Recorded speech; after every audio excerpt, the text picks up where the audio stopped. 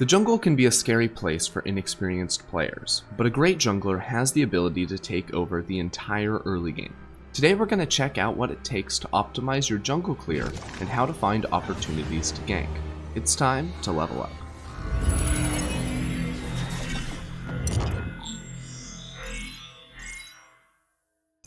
One of the most important skills a jungler can have is knowing how to execute a proper gank. But before we even get to that, we need to make sure you're staying healthy during your clear.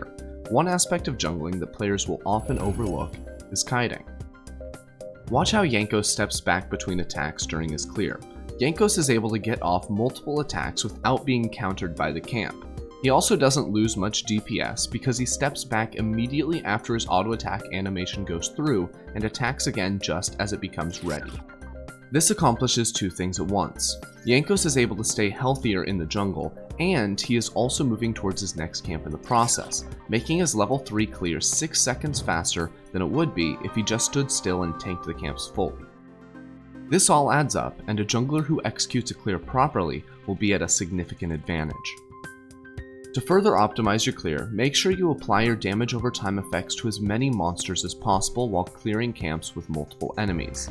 That means auto all the small raptors when you have red buff or Hunter's Talisman.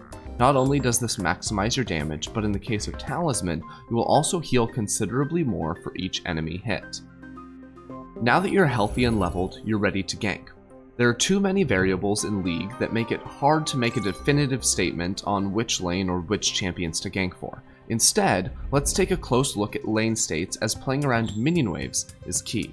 A lane can effectively be divided into 5 zones, where both teams' minion waves collide will indicate whether or not a gank is likely to succeed, and should change how you approach the situation. Let's assume you're the blue team's jungler. In position 1, the enemy has fully pushed their wave into your mid tower. If they have stayed to try to poke or hit the tower, they are in a prime position to be ganked. Just be careful they don't have too large of a minion wave, or it will be difficult for your mid laner to follow up with you. Position 2 is the ideal spot for you to look for a gank. The minions are stuck on your side of the map, but not so far into the tower that they will eventually be pushed back. The enemy mid has to extend forward if they want to last hit, so they should be an easy target. Let's look at this gank from Jankos as an example. Mid lane is in an optimal position for him to get a gank off. Not only is the wave in a great spot, but Genax is also playing a melee mid laner, which means he has to walk forward to kill minions, leaving him vulnerable. Notice how Jankos decides when to leave the Fog of War right as Genax locks himself in a spell animation. This is a tactic that can be used with abilities like in this instance, or simply when your opponent steps forward and starts the animation for an auto attack to go for a last hit. Ganking in these specific windows will limit an opponent's ability to react and escape. Position 3 can be described as a neutral lane state. This is the most common position and not a bad place to try to gank. Just keep in mind that they will be closer to their tower in this spot, so unless you and your ally are bringing CC to the fight, it will likely just result in the enemy using their flash to escape.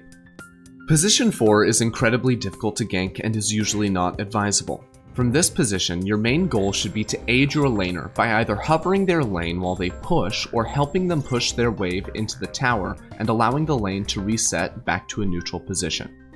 Remember, when a lane is in position for your team, that means the enemy has a good opportunity to try and gank your laner.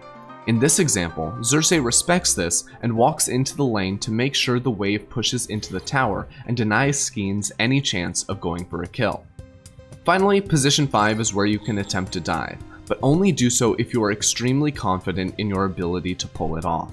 This could also be a time to coordinate with your laner and look to invade the enemy jungle, or roam together to gank another lane. Because there's enough time before another minion wave arrives, there's an opportunity to punish elsewhere on the map if a dive in that lane is not possible. So the next time you load into a game, keep this in mind and be proactive. Use your minimap to check in on all your lanes and infer when a lane is going to be pushing or freezing. With that foresight, you can set up your path to have effective ganks with no time wasted.